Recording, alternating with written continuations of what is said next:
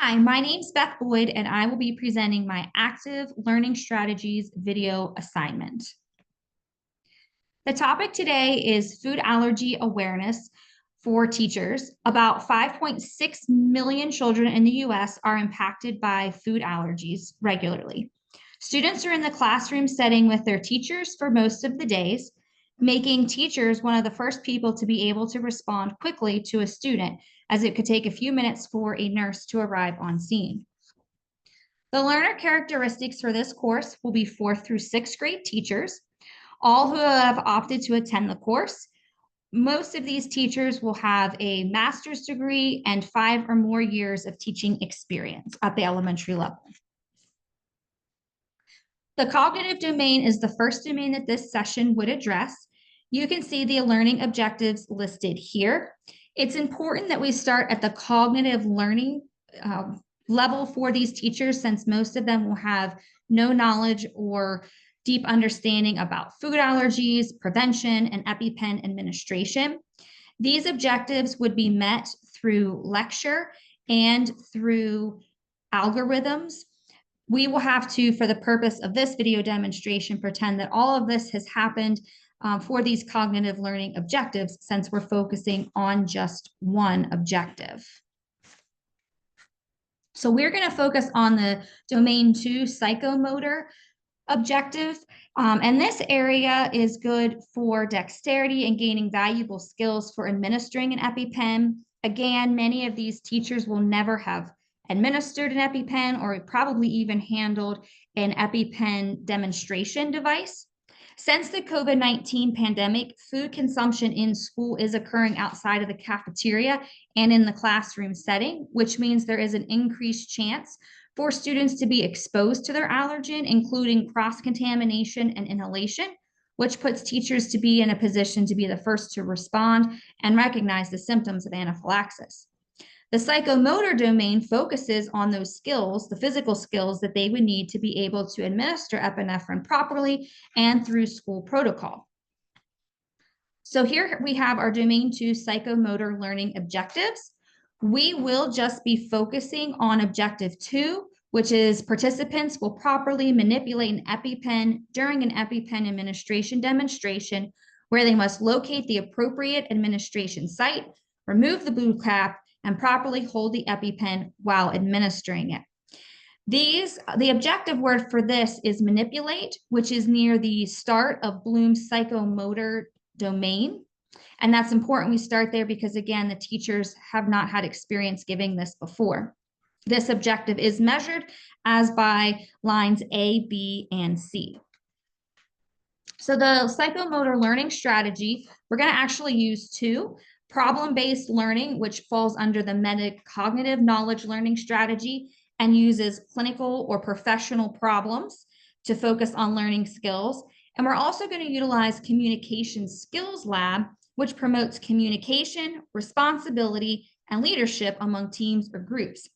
Cumulatively, these strategies will allow me to create a real-life scenario in which the participants will have the ability to use knowledge and skills that they've gained through this course. I will be able to determine if the objectives were met, if the appropriate algorithm was followed, if the EpiPen was properly administered. It would be good to have a debrief session at the end of this. However, due to time constraints for the video and a lack of a full class of participants, there will be no debrief session after this.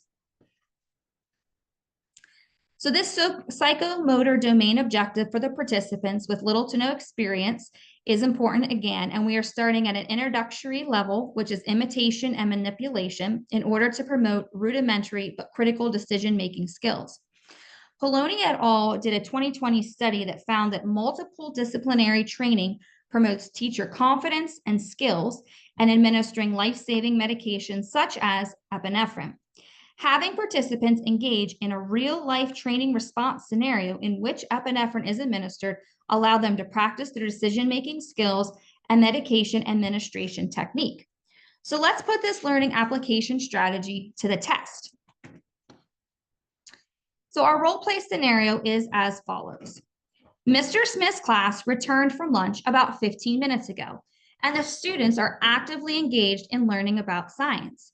Mr. Smith notices that Johnny has his head down on his desk and is rubbing his arms. Mr. Smith decides to check on him, knowing he's allergic to eggs and the students just returned from lunch. Mr. Smith, the scene is safe, and you may now proceed.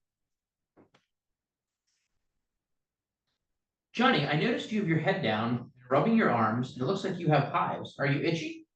Yes, my arms and my back are itchy and my belly hurts. I know you have an egg allergy. Is there a chance you accidentally ate something with eggs? Oh, my friend gave me a cookie, but his mom knows I have an egg allergy. Okay. Johnny, are you having any trouble breathing? Does your mouth, tongue, or throat feel itchy? My throat feels tingly and my tongue feels bad. Okay.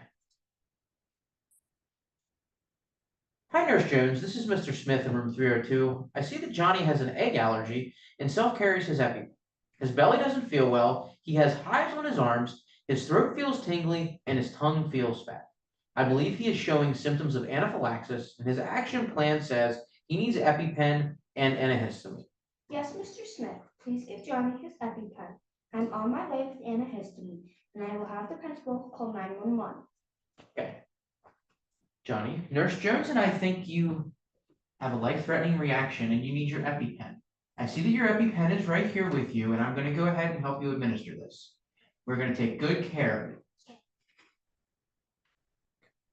Put this in your upper leg. 1, 2, 3. Students, please quickly and quietly move next door to Miss Thompson. Mr. Smith, Johnny, I am here with antihistamine. Mr. Smith, thank you for helping Johnny out.